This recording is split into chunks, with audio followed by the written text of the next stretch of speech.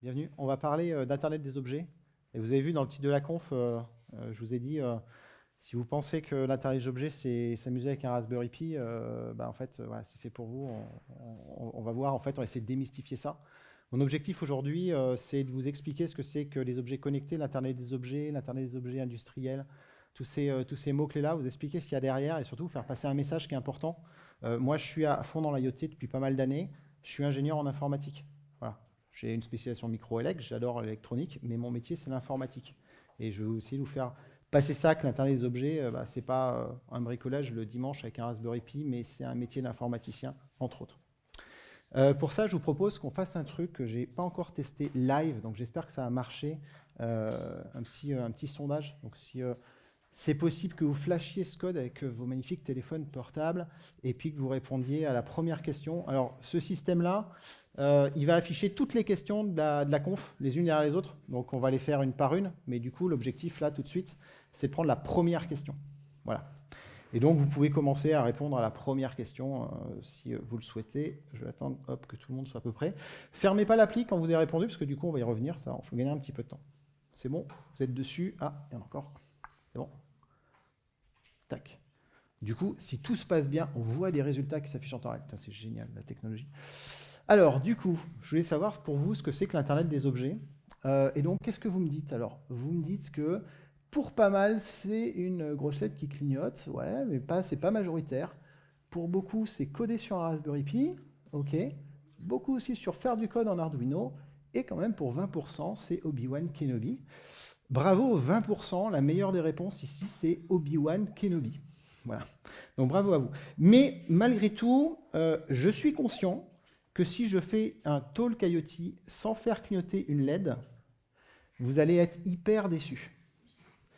Alors on en fera clignoter pour diverses raisons, mais bon, je vous en ai amené une, voilà, pour qu'on fasse clignoter une LED. Ah zut, elle n'est pas gentille avec moi, elle se décroche, hop, et donc on va la faire clignoter. Normalement, voilà. Donc on a une LED qui clignote. Est-ce qu'on a fait de l'IoT là? Ah pardon, tout le monde ne voit pas ma LED qui clignote, je suis désolé. Hop, voilà. Non, c'est un Arduino qui fait clignoter la LED. Alors c'est un Arduino et il n'est pas vraiment connecté, donc on n'est pas vraiment... Voilà, bon bref. Bon ça, c'était pour répondre un petit peu à cette question. Non, allumer une LED n'est pas faire de l'IoT. Par contre, dans un IoT, souvent faire clignoter des LED, parce que c'est intéressant, c'est d'une part un signe de vie, ou d'autre part une indication qui va être utile pour l'utilisateur. Par contre, on ne va pas le faire très souvent parce que ça consomme un max de jus. C'est quand même con de vider sa batterie en faisant clignoter une LED. Voilà. On reparlera tout à l'heure. Alors, venons sur la première définition, qui est celle d'un objet connecté. Moi, je vais faire une différence entre les objets connectés et l'Internet des objets. Vous allez voir pourquoi. Et un objet connecté, définition de moi-même, c'est un whatever du quotidien qui collecte dans son environnement des données qui vont être traitées par un système informatique externe. Voilà. Et donc là, on voit tout de suite apparaître le mot système informatique externe, et donc on pense directement à notre métier, qui est un métier en général d'informaticien pour la plupart des gens qui sont ici. Alors c'est un whatever, c'est-à-dire que ça peut aussi bien être des choses de votre quotidien, un thermostat connecté, une machine à café connectée, que énormément de choses dans le monde industriel, ce qu'on verra tout à l'heure, ce qui est un petit peu plus son intérêt. Ça collecte des données de l'environnement, donc en général c'est un capteur qui est à l'intérieur et ça va chercher une information environnementale au sens large. Quand je dis environnementale, c'est pas que la qualité de l'air ou ce genre de truc, c'est peut-être la pression qu'il y a à un endroit donné, la température dans un four ou ce genre de choses. Et la particularité, en fait, c'est que cet objet-là ne va pas traiter localement l'information. Donc en gros, la station météo que j'ai à la maison, qui a une sonde à l'extérieur et un petit écran qui affiche l'information dans ma maison, ce n'est pas vraiment un objet connecté. D'accord? C'est juste un truc qui fait un display en remote d'une information qui est captée à 40 mètres. Bon, on ne va pas rentrer ça dans la catégorie objet connecté. Ce qui va nous intéresser, c'est si ce truc-là, ça remonte les informations dans un cloud et qu'on commence à faire du vrai processing un peu plus loin. Alors là, je vous ai mis une illustration d'objets connectés, une table connectée, et souvent c'est comme ça qu'on va imaginer un peu la table connectée. Si je vous parle de table connectée, c'est-à-dire dans votre imaginaire, vous allez penser à un truc qui permet d'avoir des informations hyper avancées sur, je ne sais pas, la qualité de ce que je mange et compagnie. Par contre, il y a des choses qui sont importantes dans les objets connectés, c'est qu'il faut les installer partout.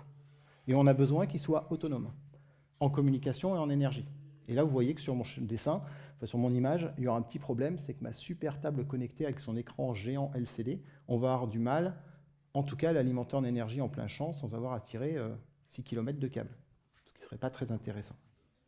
Donc la réalité des objets connectés, c'est pas trop un peu cette espèce de fantasme technologique, mais c'est plutôt ce genre de choses-là, c'est-à-dire des systèmes, des stockages logistiques, du suivi de cartons, par exemple, de paquets dans une chaîne logistique. C'est des éclairages publics qu'on va piloter automatiquement. C'est des parkings sur lesquels on va identifier les places libres. On va pouvoir aller jusqu'à faire de la facturation dynamique ou du prix dynamique en fonction de l'utilisation des parkings, ou des trucs installés dans des champs pour savoir si de l'eau a été utilisé, un compteur d'eau et autres. Bon, vous remarquerez au passage qu'aucune de ces photos n'est réelle, c'est toute la génération. Et Midjourney a un peu de mal avec la représentation d'objets connectés, donc une espèce de truc assez bizarre là, mais bon, c'est rigolo. Donc en général, on va utiliser objets connectés dans un objectif, qui est un objectif de faire de l'optimisation. Optimisation d'un processus qui peut être industriel, qui peut être logistique, qui peut être commercial. En fait, on va chercher avec l'objet connecté à automatiser quelque chose qui est compliqué ou qui prend du temps à faire. Typiquement, on a beaucoup de cas dans la relève de compteurs d'eau, de compteurs de gaz, ce genre de choses, où avant d'avoir des objets connectés, il faut que vous déplaciez quelqu'un pour aller relever un numéro. Et donc là, vous avez un système qui remonte tout seul, les économies, elles sont hyper importantes. Pour répondre à la deuxième question qu'on se posait, c'était le Raspberry Pi. Est-il une plateforme des objets connectés? Puisque très souvent, quand on va vous parler d'objets connectés, on va faire le lien avec le Raspberry Pi. Si vous regardez ce que j'ai dit précédemment, à savoir qu'on veut un système qui soit plutôt autonome en énergie et qui soit capable de communiquer sur des grandes distances, on est très loin avec le Raspberry Pi qui ne fonctionne pas sans sa centrale nucléaire juste derrière, d'arriver à répondre à ces caractéristiques-là. Donc en fait, le Raspberry Pi dans le monde de l'Internet des objets ou des objets connectés, on va le trouver, mais plutôt dans deux situations. La première, c'est pour faire des gateways. Donc en gros, on va installer un Raspberry Pi, petit ordinateur embarqué, et ensuite, lui, il va recevoir des informations d'objets qui sont autour, avec des protocoles un peu spécifiques. Soit, on va l'utiliser sur de l'outillage. Donc dans la chaîne de fabrication des objets connectés, il y a plein de bandes tests qui utilisent du Raspberry Pi, ou pour la configuration d'objets connectés, plutôt que prendre un PC, on va prendre un Raspberry Pi. Mais globalement, c'est quoi un Raspberry Pi? C'est juste un PC plus petit que celui que vous avez à la maison, qui est un peu rigolo parce qu'on a des connecteurs dessus, on peut rajouter des extensions, mais en fait, on fait la même chose qu'avec un PC quand on utilise ça. Donc on n'est pas du tout dans un monde spécifique. Le troisième point de ma question concernait Arduino. Arduino est-il en lien avec les objets connectés? Alors un peu plus, parce qu'avec Arduino, on va faire des systèmes qui sont plus légers, donc on répond aux problématiques que j'ai évoquées tout à l'heure, à savoir être capable d'être autonome, ça consomme très peu d'énergie un Arduino, et potentiellement avoir des systèmes de communication, puisqu'on a pas mal d'extensions qui sont possibles. Le problème de l'Arduino, c'est que ça reste quand même une plateforme qui est une plateforme pour bricoleurs.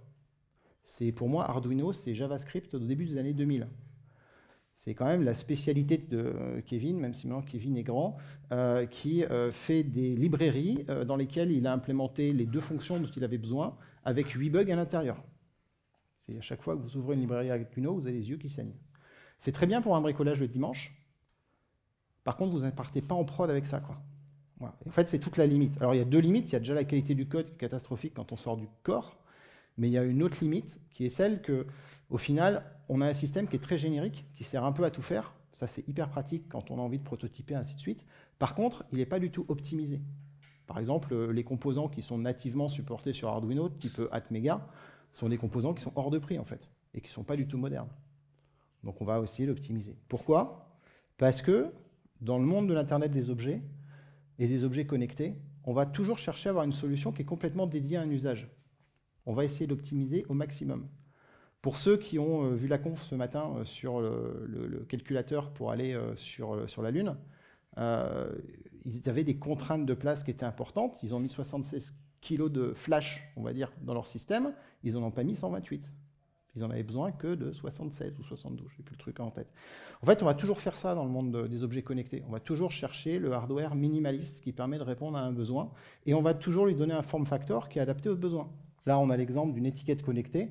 Bon, même si celle-là, j'ai des doutes qu'elle soit vraiment connectée, mais il y a des réels systèmes d'objets connectés pour les paquets qui vont être très très fins pour pouvoir se scotcher sur un paquet qui est transporté. Et là, vous comprenez bien qu'on ne va pas mettre 50 balles ou 100 balles d'électronique ou de système pour arriver à suivre un paquet, ça n'aurait pas trop d'intérêt. Donc on va chercher à optimiser les coûts. Et sur la batterie, on va chercher à ce que ça vive uniquement la durée du trajet. On peut faire des trucs comme ça. Par exemple, ça c'est un produit que moi je fabrique, qui correspond à ça en termes d'usage. Donc moi je ne l'ai pas fait sous forme d'étiquette parce que finalement ça coûte plus cher d'industrialiser une étiquette que de faire un machin qu'on peut jeter dans un carton et qui fait la même chose. Voilà. Mais là vous avez en fait l'objet connecté le moins cher au monde. Ça coûte 1 $, ça à produire. Fini, fabriqué, voilà, cet objet, je tiens 1 $ dans la main. Et pour 1 $, en fait, je vais être capable de suivre un colis partout en Europe. Voilà, avec une précision de quelques kilomètres. Il n'y a pas de GPS non plus, donc c'est pas précis. Mais quand on fait de la logistique, c'est amplement suffisant. Et ce système, il va être aussi capable de détecter de la lumière et donc détecter l'ouverture du colis et savoir où le colis a été ouvert. Donc c'est intéressant. Et il va s'alimenter avec une petite CR2032. Et on a une lumière qui clignote. Vous voyez, c'est cool, on a encore une LED qui clignote. Alors là, quand la LED clignote, il faut vous dire une chose, c'est qu'elle ne clignote pas juste pour clignoter, même si ça permet de savoir qu'il marche. Mais en fait, le clignotement, c'est une émission radio. Ce que vous voyez, en fait, la LED est branchée sur le signal radio, et ce que vous voyez, c'est l'émission radio. Donc on a eu 3 bips, parce qu'en Sigfox, c'est du Sigfox derrière en termes de protocole, il y a 3 émissions de trame. Donc c'est ce que vous avez visuellement vu. Le chip qui est dedans, en termes d'électronique, c'est un chip qui vaut 25 centimes. Par rapport au calculateur, encore si je fais le lien du calculateur de ce matin, c'est à peu près 10 fois moins puissant que ce qu'on a vu ce matin.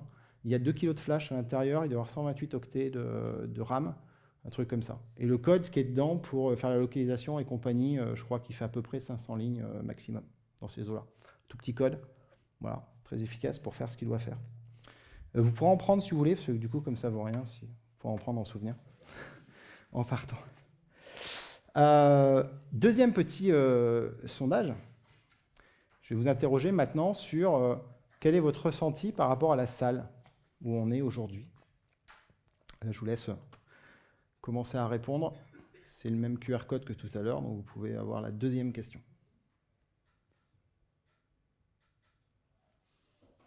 Hop.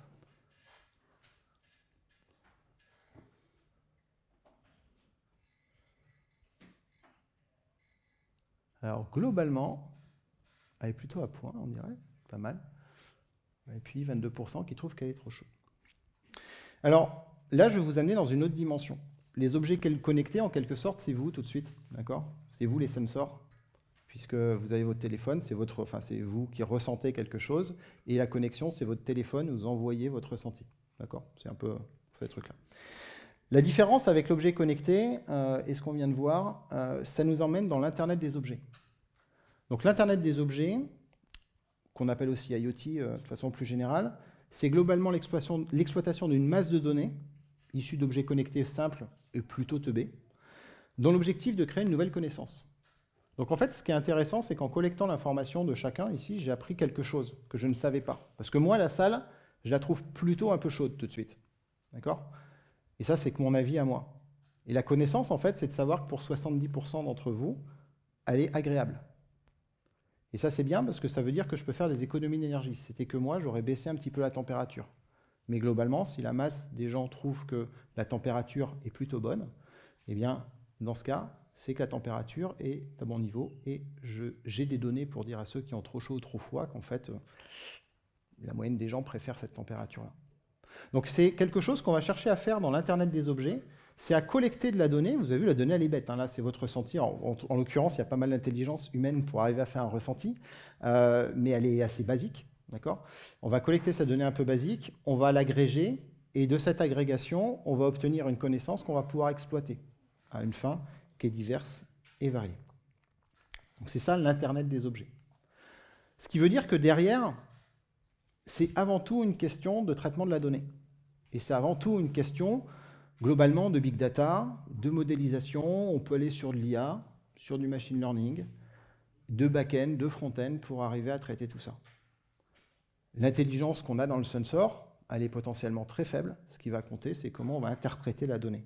Et ça nous ramène vraiment sur notre métier. Alors, pour aller plus loin là-dedans, je vais vous poser la troisième question, qui est de se dire, mais c'est quoi un bon conducteur, selon vous? Et je vous donne des propositions. Quelqu'un qui n'accélère pas fortement, quelqu'un qui respecte les limitations de vitesse, quelqu'un qui réduit sa vitesse à l'approche d'eux, quelqu'un qui freine fortement. Je ne sais pas, vous en avez peut-être d'autres qui sont proposés.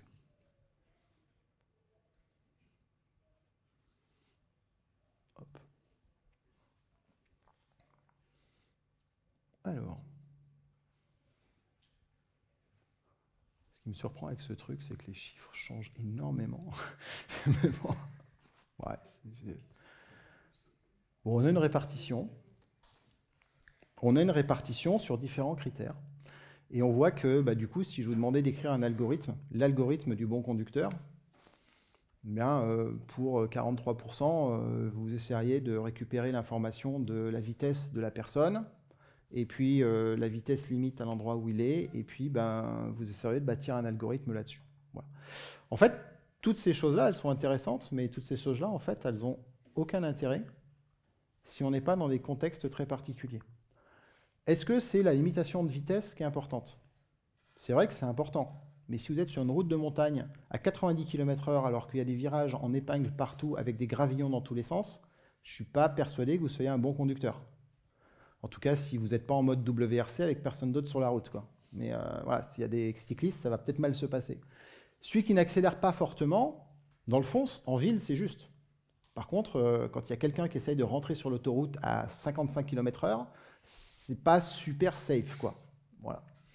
Bon, quelqu'un qui réduit l'approche de, je sais plus ce que c'est derrière, pardon, voilà, et quelqu'un qui freine jamais fortement, ouais, en même temps, s'il y a quelqu'un qui pile devant vous, il va peut-être falloir freiner, d'accord? Donc, en fait, toutes ces approches-là, et on peut avoir plein d'approches comme ça de calcul de scoring, elles marchent à peu près, mais elles marchent généralement pas.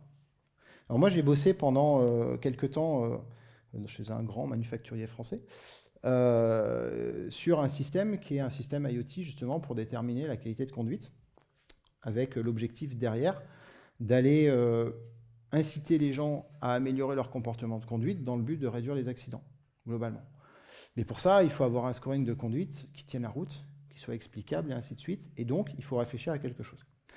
Alors pour ça, on a construit un objet connecté, que vous avez là. Alors, cet objet connecté, il y a pas mal de design à l'intérieur, mais ce qu'il récupère, en fait, c'est très basique. C'est une coordonnée GPS toutes les secondes et c'est 10 accélérométries X, Y, Z toutes les secondes. Voilà. Donc c'est 2 capteurs de base. Vous prenez votre Arduino, vous prenez ces 2 capteurs, vous travaillez un week-end, vous avez un capteur qui renvoie des données qui sont à peu près équivalentes. Il n'y a pas de défi. Après, pour l'industrialiser, en faire un truc en solaire qui marche avec tous les téléphones et compagnie, il y a 4 ans de boulot. Mais à la base, c'est quand même assez simple. Pourquoi est-ce qu'on fait un objet comme ça et comment on s'en sert? On s'en sert en fait pour capter de la donnée, parce que ce qui va être important, c'est le contexte. Qu'est-ce qui fait que vous êtes un bon conducteur ou un mauvais conducteur? Globalement, c'est de se dire, quand vous êtes sur un segment de route particulier, est-ce que vous conduisez comme les autres ou pas? Parce qu'en fait, la bonne vitesse, si on prend la bonne vitesse à laquelle on conduit, ce n'est pas celle qui est indiquée par le code de la route. Dans certains cas, ça marche. Sur autoroute en ligne droite, le code de la route, c'est très bien. Par contre, sur la route de montagne sinueuse avec des gravillons, le code de la route, c'est un peu dangereux. Donc en fait, ce qui est intéressant, c'est de se dire, sans doute, le bon conducteur, c'est le conducteur moyen. D'accord? Parce que la moyenne des conducteurs se débrouille pas trop mal. Donc si tout le monde prend la petite route à 55 km/h, celui qui passe à 60, il n'est sans doute pas un conducteur dangereux. Par contre, celui qui passe à 80, lui, il l'est. Et celui qui roule à 30, peut-être aussi, d'ailleurs. Par excès de prudence ou par peur ou je ne sais quoi. Donc en fait, on va avoir des gaussiennes. Mais ces gaussiennes, elles sont spécifiques à chaque bout de route. Ce n'est pas une route entière, hein, c'est un segment de route. C'est un bout de ligne droite ou le virage qui suit, tout ça, c'est des segments de route. Puis il y a d'autres informations contextuelles. Est-ce qu'il pleuvait? Est-ce qu'il faisait nuit? Est-ce que le soleil, vous l'avez rasant et vous peut vous éblouir? Enfin, toute information comme ça qu'on va ajouter, qui nous permettent de déterminer les comportements moyens à ces différentes périodes et qui nous permettent ensuite de positionner chaque individu à un moment donné dans des gaussiennes et de voir s'il est plutôt à gauche, plutôt à droite ou plutôt centré. Et avec ces choses-là, on va pouvoir avoir une analyse pertinente du comportement de conduite et qui fonctionne. Vous comprenez que pour arriver à faire ça, en fait, il nous faut une masse de données. Donc nous, on avait quelque chose comme 40 000 véhicules en France qui remontaient tous les jours on avait des milliards de kilomètres avec de l'information sur à peu près toutes les routes, de l'extrapolation possible sur les routes qu'on n'avait pas en fonction des caractéristiques de la route. Et ensuite, avec ça, on est capable d'arriver à faire ces calculs-là. Là où ça devient aussi assez intéressant, c'est que c'est bien d'essayer d'améliorer le comportement de l'automobiliste. Mais il y a un autre danger sur la route, c'est la route elle-même. Et en fait, vous pouvez prendre les mêmes approches. C'est-à-dire que si quelqu'un pile à un stop, peut-être qu'il conduit mal, qu'il n'est pas attentif. Si 10 personnes pilent au même stop, c'est sans doute que le stop est dangereux. Et donc ça, c'est vachement intéressant. Je ne vous cache pas que les gens qui font du BTP, ils sont très intéressés par ce genre d'informations. Donc vous voyez qu'avec des objets connectés et en regroupant les données de façon massive, on a réussi à créer une connaissance nouvelle sur à la fois l'état des routes et à la fois les comportements de conduite. Et à partir de là, on peut aller faire de l'amélioration. Dans toutes ces choses-là, c'est aussi très vrai dans le monde de l'IoT industriel dont je parlais tout à l'heure, il y a une chose qui est très importante, c'est l'explicabilité. Parce qu'on commence en fait à travers ces apprentissages à être dans le monde de l'intelligence artificielle et on pourrait vite partir dans le machine learning en se disant je vais créer l'IA qui est capable de dire si je suis un bon ou un mauvais conducteur. Je ne vous cache pas que j'ai croisé des gens dans cette période-là qui disaient qu'ils étaient capables de dire si vous êtes un bon ou un mauvais conducteur avec de l'IA en analysant votre page Facebook. Alors, il y a un problème avec ça, c'est en effet l'explicabilité. C'est qu'à un moment, quand vous dites à quelqu'un qu'il est un mauvais conducteur, en général, il vous dit que c'est pas vrai. Nous sommes tous des bons conducteurs, on est bien d'accord. Nous, on a un truc, hein, c'est celui qui ne veut pas l'installer dans sa voiture, en général, lui, il sait qu'il n'est pas un très bon conducteur. Et je dis ça juste pour la blague, mais les assureurs, ils adorent ce système-là, ne serait-ce que parce que les gens qui vont le prendre, à la base, déjà, c'est des conducteurs qui ont un niveau de risque qui est bien inférieur à la moyenne. Aparté. Donc l'explicabilité, c'est quelque chose de super important. Et là-dessus, je peux prendre l'exemple d'un collègue qui est dans mon équipe aujourd'hui et avec qui je bossais déjà un peu à l'époque, qui prend le système et me dit « ne marche pas votre système, il me met un score de merde, moi je conduis super bien. » Je fais « alors c'est bien parce que moi j'ai accès à toutes les données, du coup pour le coup, je fais « attends, on va regarder. » Donc c'était samedi que tu avais un score de merde.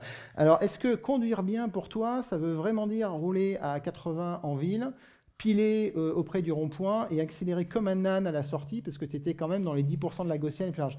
Fait, ah ouais, c'est vrai qu'il y a un moment, j'ai un peu appuyé. Ouais, tu as un peu appuyé, ouais. D'accord. La fin des discussions, depuis, il ne m'en parle plus de son score de conduite, il le prend directement en compte et ainsi de suite. Voilà. Mais l'explicabilité, elle est clé dans le monde de l'IA. Gardez-le en tête quand vous travaillez dans l'IA et quand on veut transformer des comportements, c'est quelque chose qui est clé. Bon, on va faire un petit peu d'architecture quand même pour voir un peu c'est quoi l'architecture des objets connectés. D'abord, à la couche réseau, la première partie. Ça, on peut le retrouver. Donc là, c'est un diagramme LoRaWAN, mais on peut le retrouver. C'est la même chose sur Sigfox. On pourrait pratiquement le copier sur une partie de la 3G, 4G. Mais c'est quelque chose d'assez classique, c'est-à-dire qu'on a des objets. Ces objets, ils vont remonter de l'information sur ce qu'on appelle des gateways, des antennes. Grosso modo, des hotspots, ça a plein de noms différents. Mais ça, c'est ce qui est déployé sur le réseau, sur le terrain, pardon. Et ensuite, tout ça, ça va concentrer les flux de données vers un point central qui est ce qu'on appelle un network server. Un network server, c'est en gros une espèce de grosse passerelle qui va prendre les données des IoT qui ne sont pas en TCP/IP, parce qu'on va plutôt être en bit à bit. Hein. Cet objet-là, il est capable d'envoyer que 0 ou 1. C'est tout. C'est les deux seules valeurs qui sont envoyées. Je vous ai dit, dedans, il y a un processeur, il sert normalement à ouvrir une porte de garage. Hein. La différence, c'est qu'on lui fait parler à 10 km. Mais sinon, c'est un pros de porte de garage. Donc on ne peut pas lui faire grand-chose. La taille maximum d'une trame sur Sigfox, c'est 12 octets. Voilà. Ça vous donne une petite idée. On ne va pas faire du XML, on ne va pas faire du JSON à l'intérieur. D'accord. Il y en a qui essayent, des fois, ça me fait bien rire. Quoi. Le mec, il un payload, what the fuck. Je ne peux pas coder en binaire. Donc, on est super compact. Bon, c'est bien tant qu'on est sur le réseau, c'est l'objectif, parce qu'on cherche à économiser l'énergie. Par contre, quand on veut dialoguer avec le serveur en back qui lui fait tourner, je sais pas, du Spring ou du Go ou n'importe quoi, pas drôle quoi. Donc, grosso modo, le Neural Network Server, lui, il va encapsuler la data dans une trame HTTP et il va l'envoyer aux bonnes applications de serveur. Donc, il a deux rôles, ce truc-là. Le premier, c'est sortir les datas et les mettre dans du HTTP ou MQTT ou ce que vous voulez. Et le deuxième rôle qu'il a, c'est être capable de faire le lien entre l'objet et son propriétaire. Donc, j'ai un objet vers quel application server j'envoie les datas. Bon, jusque-là, ça c'est plutôt du télécom. En général, vous avez un opérateur qui fait ça, sauf si vous gérez votre réseau. Ce qui nous intéresse plus, c'est ce qui se passe derrière. Ce qui se passe derrière, c'est la plateforme IoT. Qu'est-ce qu'on va trouver dans une plateforme IoT? Donc on a en haut la partie qu'on a vue précédemment, et nos flux TCP/IP ou HTTP, peu importe, ou MQTT, qui arrivent dans une couche qui est une couche d'intégration. La couche d'intégration, son premier but, c'est d'aller prendre la data, de la stocker en RAW dans un coin. Pourquoi? Parce qu'en fait, dans l'objet connecté, ou en Internet des objets, on va passer notre vie à reprocesser la donnée du passé. Parce que vous voyez, dans les couches d'après, on va nettoyer la donnée, par exemple. C'est-à-dire, je prends l'exemple du GPS. GPS, c'est vachement bien. C'est hyper précis. Maintenant, vous passez dans un tunnel, vous ressortez du tunnel, vous êtes un peu en montagne, le truc, il se réveille, il vous donne une première position, elle est à peu près 600 mètres de là où vous êtes pour de vrai. Si vous calculez la vitesse avec les déplacements GPS, vous avez des voitures, elles montent à 450 km/h en sortie des tunnels. Si vous prenez ça en compte dans votre scoring, ça ne va pas être bon. D'accord? Donc ça, c'est un exemple. Donc des exemples comme ça, vous en avez plein. Si vous ne connaissez pas le triangle des Bermudes de l'IoT, ou le cimetière des IoT, c'est la coordonnée 0,0. Vous regarderez, il y a même des pizzerias là-bas, pour vous dire. Donc on va faire du nettoyage, et en fait, au fur et à mesure de la vie de notre système, on va se rendre compte que, merde, on avait oublié un truc. Et donc, on va modifier notre algorithme. Bah ouais, mais le truc qu'on avait oublié, il n'est pas que sur les nouvelles données, il est aussi sur les anciennes. Et les anciennes, elles pourrissent nos scores. Donc il va falloir qu'on recalcule. En fait, on passe notre temps à toujours recalculer. Donc les données brutes, elles ont énormément de valeur. L'étape suivante qui est hyper importante, c'est l'enrichissement. Comme je vous ai dit, le truc, il est stupide. Il envoie juste des informations basiques, sorties de capteurs basiques. Ce qui va lui donner du sens, c'est que derrière, on a de la cartographie qui sait que cette position GPS, c'est tel segment de route, que ce segment de route, il est en pente, il n'est pas en pente, c'est du gravillon, on est en ville, il y a telle densité de bâtiments autour, il y a un feu qui est à tel endroit, il est en train de pleuvoir, il fait nuit, enfin, toutes ces informations-là, en fait, on va venir les ajouter et elles vont apporter beaucoup de valeur. Souvent, pour une donnée qui vient d'un IoT, en fait, on va cumuler 100 ou 150 données qui viennent d'ailleurs. Une fois qu'on a fait ça, on a un beau data lake dans lequel on a toutes ces belles données qui peuvent être remises à jour. Et là-dessus, on va faire deux choses. On va faire de la data science, parce qu'en fait, on a plein de data. Ouais, on n'a pas d'algorithme ni rien, donc il faut créer l'algorithme là-dessus. Donc on va faire du clusterisation, on va faire des calculs, on va faire tout un tas de trucs, et ça, on va devoir gratter la data pour essayer de trouver ce qui marche bien, quoi. En fait, ok, l'algorithme du bon conducteur, je vous ai dit, c'est un écart à la moyenne, et ainsi de suite, mais il y a tellement de façons de calculer les gaussiennes et les moyennes que d'abord, il faut trouver la bonne. Donc ça, c'est plutôt des data scientists qui vont faire ça, et eux, ils ont besoin d'un environnement qui soit très colonne-oriented, avec des datasets assez gros, mais pas trop, de façon à pouvoir faire plein de tests. Mais ensuite, ce qu'on veut, c'est que ça calcule au fil de l'eau et très rapidement, et qu'on puisse recalculer le passé, et le passé, je vous dis, c'est 1 milliard de kilomètres, par exemple. Il faut recalculer à chaque fois, et pas en 6 mois, mais en une nuit. Donc vous avez besoin d'un environnement hyper scalable, qui est capable de reprendre les données et de les recalculer de façon très efficace. Donc pas du tout un environnement de data science avec du Python. Plutôt un machin assez efficace pour faire du calcul massif. Voilà, distribué et tout ça. Donc ça, c'est l'environnement Insight Calculation. Donc en gros, on va calculer avec ça des insights, et ces insights vont être à la disposition en général au travers d'API qui vont alimenter des applications mobiles ou du front. Deux composants qui sont hyper importants. C'est ce qui va être autour du device management dont on va reparler un petit peu et du customer management. Parce qu'en fait, cet objet-là, c'est un produit. C'est un produit qu'il faut qu'on fabrique. C'est un produit qu'on va stocker. C'est un produit qu'on va expédier. C'est un produit qui appartient à une personne. Cette personne, elle va peut-être avoir payé. Cette personne a le droit d'accéder à ces données. Vous voyez, tout un tas de choses comme ça. En fait, ça, c'est des ERP. Donc là, c'est un des éléments qui est critique quand on est sur une plateforme IoT. C'est la gestion des devices. C'est la gestion du process, en fait, de récupération, d'expédition, de management de ces devices-là. Et ça, c'est vraiment du développement type ERP. Je vous ai dit que c'était plutôt un monde du monde du développement. Et pour illustrer ça, c'est la taille des équipes que j'avais sur ce projet. Et grosso modo, la répartition, c'était la suivante. En haut, vous avez tous les métiers du hardware. Et en haut, on avait 4 personnes pour concevoir, faire fabriquer, délivrer, débugger, et ainsi de suite. À peu près une flotte de 50 000 devices, mais qui aurait pu être plus grosse, on n'aurait pas eu besoin de beaucoup plus de monde. La couche du milieu, c'est tous les gens qui sont dans le monde du développement informatique, que ce soit les gens qui faisaient de la data science, que ce soit les gens qui faisaient le développement, le support de la place morne, les sysadmins. Et la couche du bas, là, c'est plutôt les gens qui sont sur l'aspect commercial, on va dire, du truc. Et ce que vous voyez, c'est que le gros des équipes, en fait, il est vraiment sur le software. Si on regarde hardware, c'est 4 personnes, software, c'est 26 personnes. Et ça, c'est quelque chose de très classique. Nous, dans l'Internet des objets industriels chez BrainCube, la couche du haut, on a 2 mecs qui font à peu près du bas niveau, et on a 198 personnes à peu près qui sont sur les autres couches. Voilà.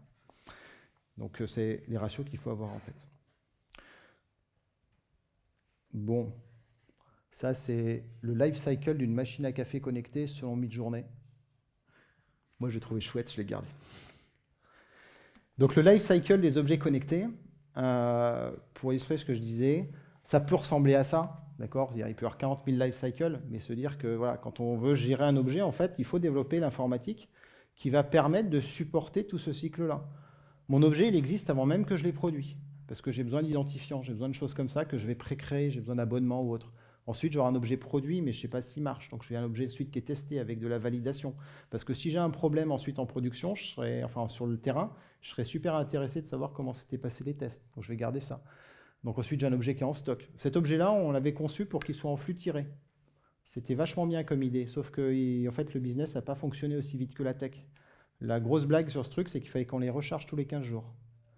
Quand vous en avez 10 000 en stock, Après, vous déployez de l'outillage dans le seul et unique but de gérer les chargements des piles de vos objets. Voilà, c'est un truc de fou. J'ai passé toute la période du Covid, j'avais autorisation à aller au boulot pour charger ces trucs. Ça me permet de me promener, c'était cool. Mais voilà, j'ai chargé les devices parce que les mecs qui étaient en charge de le faire, ils ne voulaient pas, ils avaient peur de sortir avec le Covid. Donc voilà, mais ça, je suis content, moi, ça me sortait. Voilà, ensuite, il peut être activé. Ensuite, il peut être sur le terrain. Sur le terrain, il peut être perdu. Sur le terrain, il peut être renvoyé en stock parce que la personne n'en veut plus. En fait, on va gérer tout ça. En fait, c'est les mêmes problématiques que quand vous fabriquez un produit et que ce produit, vous êtes obligé de le vendre et uniquement pour... Enfin, que vous le vendez et que vous avez des retours, vous avez tout ce genre de choses.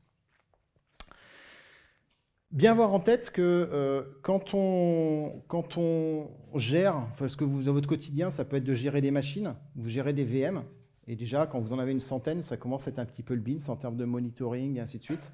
Mais en fait, quand vous avez des objets connectés, votre problématique, c'est ça fois 1000. C'est-à-dire que vous avez 100 000 objets qui sont comme des VM, hein, c'est des machins, ils ont des problèmes de batterie, ils ont des orbites à envoyer, ils peuvent être plantés, ils sont buggés, tout ce que vous voulez. Et chacun peut avoir un problème différent. Et bah, quand c'est qu'un seul objet qui a un problème, des fois, c'est pas grave, mais bon, si c'est un compteur de gaz, bah, vous n'enverrez pas la facture à la fin du mois, donc c'est quand même un problème. Donc il faut le traiter, il faut le monitorer, il faut le suivre, ainsi de suite. Et puis bah, si vous n'avez pas mesuré la consommation de gaz, c'est tant pis pour vous, quoi. C'est vous qui payez le gaz pendant ce temps. Donc ça, il faut faire très attention.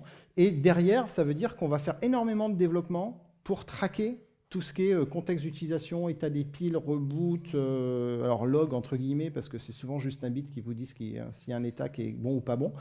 Et ça peut représenter quelque chose comme, alors ça dépend du nombre d'objets et des données que vous avez, mais ça peut représenter quelques pourcents, quelques dizaines de pourcents des données que vous récoltez. Et ça peut représenter 10, 15, 20% de votre code base potentiellement. Donc il faut l'avoir en tête. Je vais passer sur la partie IoT industrielle. Et d'abord, je vais parler d'IoT pour l'industrie, parce que l'IoT, il y a plein de domaines d'application. Et dans les domaines d'application, il y a l'industrie, par exemple. Donc, dans l'industrie, on peut déployer des tas d'objets qui vont nous permettre d'avoir des informations sur l'environnement. On s'en sert, entre autres, par exemple, pour de la maintenance prédictive, pour détecter de la vibration sur des moteurs, pour voir quand est-ce qu'il serait intéressant de changer des pièces, et ainsi de suite. Mais on peut s'en servir aussi pour vérifier qu'on ait bien éteint les lumières, pour vérifier que quelque chose fonctionne, pour faire de la sécurité, on s'en sert pour détecter des débuts d'incendie, ce genre de choses. Donc, il y a plein d'applications à l'IoT dans l'industrie. Et déployer des objets connectés dans l'industrie, ça s'appelle l'IoT for Industry, IoT 4i. Si je vous parle de ça, c'est parce que je vous parlais d'un autre truc. Et avant, j'ai une autre petite question pour vous. Combien on va trouver de capteurs dans une machine de prod automatisée? Alors, je vous ai proposé quoi? 10, 100 et 1000.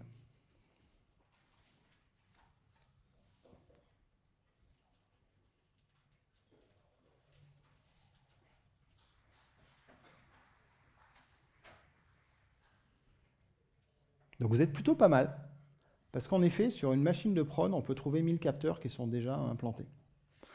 Et donc ça, c'est intéressant parce que ça veut dire que globalement, l'IoT pour l'industrie, dont j'ai parlé précédemment, c'est plutôt déployer quelques dizaines de capteurs ou quelques centaines de capteurs dans l'ensemble de l'usine. Alors que quand on parle d'IoT industriel, qui va se concentrer non pas sur le déploiement de capteurs nouveaux, mais sur l'utilisation des capteurs déjà présents dans les machines de production, en fait, par machine, on va en avoir quelques milliers. Donc en fait, par usine, on peut avoir quelques dizaines, voire quelques centaines de milliers de capteurs qui sont déjà présents. Ces capteurs-là, ils ont quelques caractéristiques. C'est qu'ils sont nombreux, ça c'est ce qu'on a vu. Ils vont envoyer des données plutôt à haute fréquence, parce que si vous êtes sur une ligne de production de canettes de coca, enfin au sens bouteille du terme, bah, vous allez en produire plutôt des dizaines à la seconde que des unités à l'heure. Donc il va vous falloir une donnée pour chaque capteur, pour chaque produit qui sort. Donc vous voyez qu'on commence à rentrer vite dans du débit.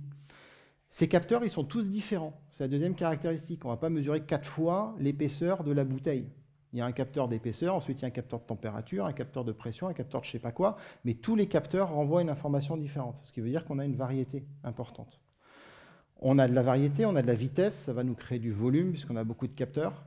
On a une donnée qui est une donnée extrêmement qualifiée, puisque c'est une donnée qui sert à mesurer dans le contrôle de process industriel. Donc c'est une donnée qui est juste, véracité, et qui a aussi beaucoup de valeur quand on va l'exploiter, parce que grâce à ça, nous chez BrainCube, ce qu'on fait, c'est qu'on fait l'optimisation de chaîne de prod. Donc en fait, derrière, on va aller réduire la consommation d'énergie, réduire la défocalité, le gaspillage sur la matière première, ainsi de suite. C'est des trucs chez nos clients, c'est des millions d'euros par an qu'on leur fait économiser. Donc données hyper valeur. Donc tout ça, ça nous amène au 5V du big data. Et en fait, le monde de l'IoT industriel, c'est assez différent du monde de l'IoT dont j'ai parlé précédemment, parce que là, on est vraiment dans un monde de big data. Les bases de données qu'on utilise, ce n'est pas du time series. C'est des bases de données columnar qui gèrent des milliards d'entrées. Ça, c'est la première différence. Bon, là, j'ai un tableau qui résume, il est un peu complexe. Je ne vais pas être dans les détails, mais le point qui m'intéresse là-dedans, c'est le fait que la donnée aussi, on l'utilise de façon différente. En fait, sur le schéma du haut, vous voyez qu'on est dans l'IoT pour l'industrie classique. On a plutôt toujours un peu les mêmes données qu'on retrouve, toujours la température, par exemple, pour un usage. Et on va la traiter en time series après l'avoir enrichie. C'était l'exemple que j'avais ici avec ma qualité de conduite. Dans le monde de l'Internet des objets, là, j'ai plein de données qui sont différentes. Mon problème, c'est de leur donner du sens. Et leur donner du sens, d'un point de vue temporel, ça ne va pas marcher. Parce que si je regarde ma qualité, mon capteur de qualité en fin de chaîne, et que je dis, tiens, j'ai un défaut qualité sur ce produit, et pour le comprendre, je regarde toutes les autres données au même moment, en fait, toutes les autres données, elles concernent les autres produits. Parce que les données qui ont permis de produire le produit qui a un défaut de qualité, elles sont dans le passé, elles ne sont pas dans le présent.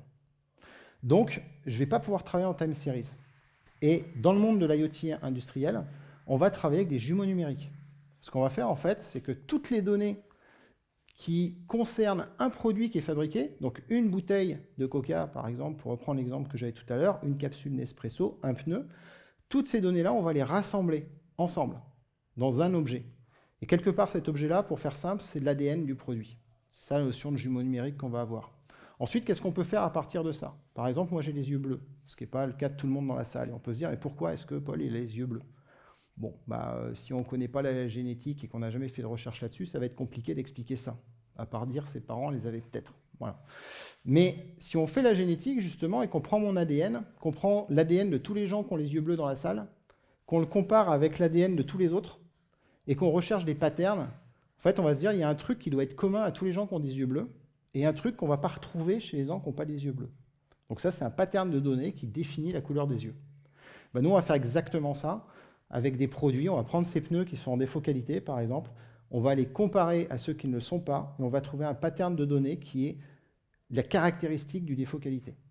Ce pattern de données, ce qui est intéressant, c'est qu'on peut faire de la thérapie génie, c'est-à-dire que ce pattern de données, c'est une température associée à une pression, associée à une matière première, un fournisseur ou je ne sais pas quoi. Et on va pouvoir dire, en fait, quand on a cette situation-là, le bon réglage, c'est d'aller mettre le four à tant de degrés, d'aller mettre la pression à tant, et ainsi de suite. Et donc, on va pouvoir jouer là-dessus, mettre sous contrôle les entrées, et donc faire en sorte de réduire le nombre de produits en défaut. Et on va pouvoir faire ça sur plein d'axes d'analyse pour optimiser la fabrication avec cet objectif-là. À quoi ça sert, du coup, l'IoT industriel? Ça sert avant tout à résoudre des problèmes donc, de qualité, des problèmes de consommation énergétique, de permettre un meilleur usage des équipements industriels. Et ça, en fait, c'est dans un but qui est quand même relativement intéressant, c'est d'arriver à faire de l'impact sur l'environnement, parce que toute l'énergie qui n'est pas dépensée est quand même intéressante, toute la matière première qui n'est pas gaspillée, enfouie et détruite, parce que le problème de qualité est quand même intéressant à aujourd'hui économiser. Et le secteur industriel, un secteur qui est excessivement consommateur d'énergie et de matières premières, beaucoup, beaucoup plus que le monde de l'IT. Donc on arrive finalement à faire avec tout ça de l'IT for green, d'accord, comparé du green IT, dont l'objectif est plutôt de réduire l'impact de l'IT en lui-même. Là, on fait de l'IT for green, c'est-à-dire qu'on investit un petit peu de carbone pour faire tourner des algorithmes qui, derrière, vont nous permettre d'avoir un impact gigantesque. Nous, le levier, pour vous donner une idée, chez BrainCube, on a des leviers qui sont de l'ordre de 100 à 1000. Donc, pour 1 kg investi pour faire tourner nos systèmes, on économise entre 100 et 1 tonne de CO2 derrière. Voilà. Donc voilà un peu, et ça globalement, dans l'Internet des objets, c'est quelque chose qu'on va retrouver de façon un peu générale. Le but, c'est d'aller faire de l'optimisation quand vous avez un système de chauffage connecté, quand vous avez l'apprentissage sur le fait que cette salle-là, elle convient à peu près à la majorité des gens, et ainsi de suite. Avec cette donnée-là, en fait, vous pouvez aller faire des économies d'énergie qui sont intéressantes. J'ai fini mon talk.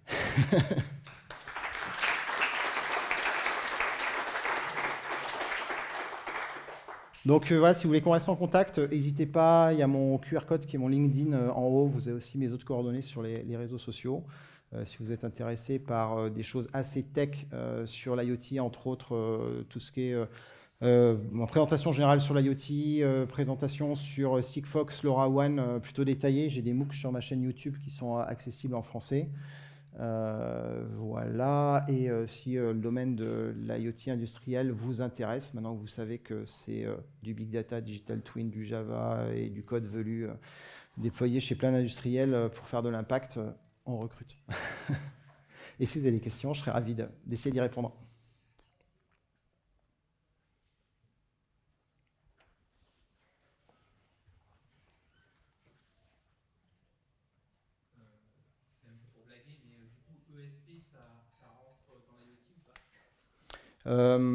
Alors tu peux faire plein de trucs intéressants avec un ESP.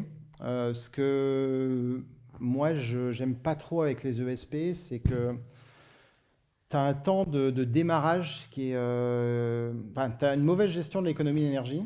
En tout cas sur les premiers, je crois que ça s'est amélioré maintenant avec les dernières versions, mais le 8266 par exemple, quand tu vas pas pouvoir lui faire un deep sleep très long, tu vas être obligé vraiment de l'endormir et de le réveiller complètement. Ce réveil complet, ça va lui faire une séquence de boot. Cette séquence de boot, étant donné qu'il démarre le Wi-Fi et compagnie, il tire énormément en termes d'énergie et pendant quelques millisecondes. Et au final, tu défonces tes batteries uniquement avec cette séquence-là. C'est-à-dire qu'un ESP, moi j'ai des devices en ESP 8266, le maximum d'autonomie que j'ai avec des LiPo de 650 milli, enfin un truc à peu près compact, c'est 3 à 4 mois. Alors que sur une stack, tu vois, type Cortex M0, je vais pouvoir tenir 5 ans potentiellement selon ce que je fais avec la même quantité d'énergie. Donc c'est assez intéressant, mais il y a des limitations. Parce qu'au départ, il faut se dire que les produits qui sont faits pour faire du Wi-Fi, à la base, le Wi-Fi consomme énormément d'énergie. Il y a des pics, l'énergie, c'est du 300 mA qui sont importants. Et la conséquence de ça, c'est que comme de toute façon, il faut pas mal d'énergie, du coup, on n'optimise pas forcément pour cette basse consommation. On prévoit plus de l'utiliser dans les objets qui sont branchés sur le 220 volts. Parce qu'en plus, c'est des applications qui sont très smart home. Voilà. Et donc, on est obligé d'hacker un peu le truc. Voilà. Mais par contre, ils ont amélioré le système dans les nouvelles versions. Je crois que c'est mieux aujourd'hui. Je n'en fais pas trop. Voilà. Je t'en prie.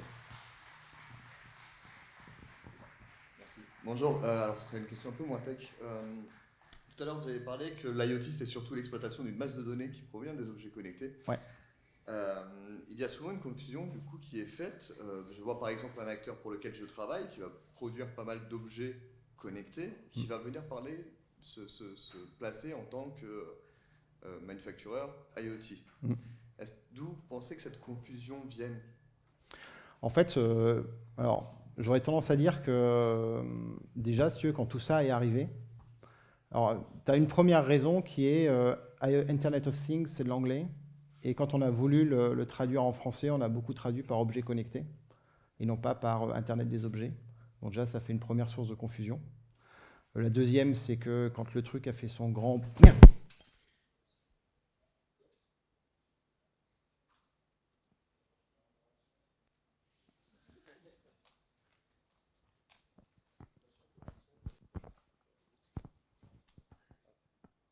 Booter, ouais, c'est cool.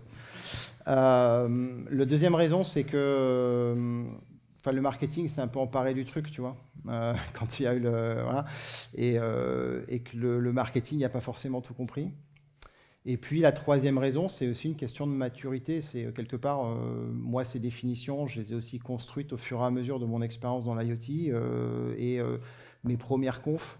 Je faisais pas toutes ces segmentations-là non plus. Donc c'est à force d'aller dans ça, de voir les objets qui arrivent, d'arriver un peu à les caractériser, les séparer, travailler dedans, ainsi de suite, que tu commences à te dire c'est pas la même chose. C'est comme là, le IoT for Industry et IIoT, c'est vraiment fondamentalement différent en termes d'architecture. Maintenant, moi je discute assez souvent avec Gartner qui font quand même un peu la pluie et le beau temps sur ces sujets-là. Ils n'ont pas encore tout à fait compris ça. Voilà, il faut du temps. Mais parce que c'est pareil, hein, tous les gens qui sont dans l'IoT pour l'industrie, ils trouvent beaucoup plus sexy de dire qu'ils font de l'IoT industriel. C'est plus simple. Mais sauf que technologiquement parlant, on ne fait pas du tout la même chose en fait. Voilà. Donc c'est la maturité en fait pour moi qui fait qu'aujourd'hui il y a encore une confusion. Voilà. Puis c'est pas, ça reste un domaine un peu niche, donc ça aide pas à faire grandir la maturité dans les termes. t'en prie.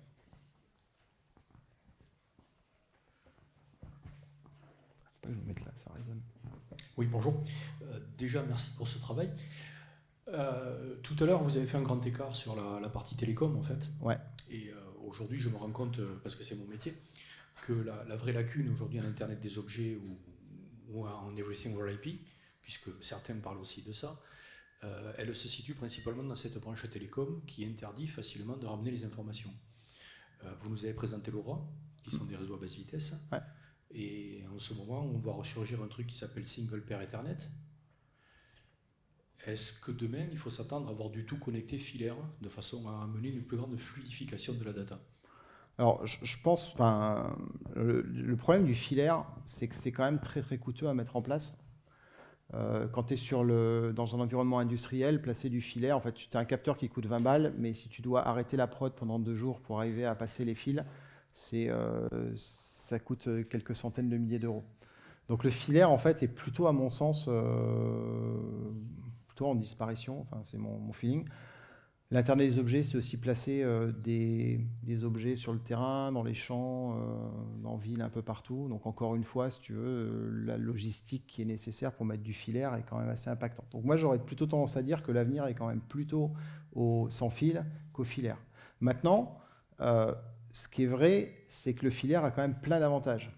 On peut passer beaucoup plus de données dedans, on n'a pas de collision, ou en tout cas on maîtrise beaucoup mieux les collisions, il n'y a pas de bande de fréquence à acheter, enfin il y a tout un tas d'avantages qui sont intéressants et qui font que quand on a un peu de débit ou quand on veut de la qualité de service, le filaire peut avoir du sens. Ce qu'on n'a pas évoqué là, c'est la notion de qualité de service, elle est assez importante et pour moi, quand on parle par exemple 5G et 5G industriel, je trouve qu'on a beaucoup un peu dénigré la 5G et dénigré ce qu'on pourrait faire avec la 5G au niveau industrie. Mais la réalité du sujet, c'est qu'aujourd'hui, dans les industries, vous avez tout le monde qui fait plein de choses avec du Wi-Fi. Le Wi-Fi, c'est bien, mais il n'y a aucune qualité de service. Donc, si vous avez un robot qui est en train de se diriger dans l'entrepôt et qui a un contrôle qui se fait en sans fil avec du Wi-Fi, et qu'en même temps, il y a quelqu'un qui se décide à faire un énorme transfert de données à côté, même si ce n'est pas le même réseau Wi-Fi, si c'est les mêmes bandes de fréquences, il va forcément générer un paquet de collisions qui font que le robot, ça peut l'impacter dans sa capacité à se déplacer. Et ça, c'est pas acceptable. La 5G, c'est un monde des télécoms. Les télécoms, c'est un monde qui découpe le temps et les fréquences en petits morceaux pour les attribuer, pour s'assurer que tout le monde ait la bande passante et le temps de réponse qui va bien, parce que sinon, quand on parle, c'est juste l'horreur. Et du coup, l'application qui est intéressante en industrie, c'est que sur un même réseau hertzien, vous pouvez arriver à partager de la bande passante avec un robot, avec une machine, avec un capteur et avec potentiellement quelqu'un qui fait un transfert de données à côté, en étant sûr que chacun ait ce qu'il veut. Donc je pense qu'on va pas mal se tourner vers du réseau sans fil avec qualité de service pour répondre à ces problématiques-là. Le filaire, dans certains cas, parce que par exemple, on fait beaucoup de choses avec de la vision, dans des contrôles de processus industriels, mais qu'on peut retrouver aussi en Smart City et autres. Et là, aller passer en hertzien des très gros débits avec des milliers d'objets qui vont saturer les fréquences, c'est pas non plus hyper intéressant globalement. Donc on a plutôt intérêt, quand c'est économiquement intéressant, à être sur du filaire.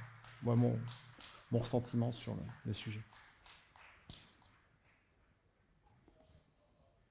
Est-ce qu'il y a d'autres questions? Il reste un petit peu de temps, je crois. Ok. Merci, n'hésitez pas si vous voulez continuer la discussion.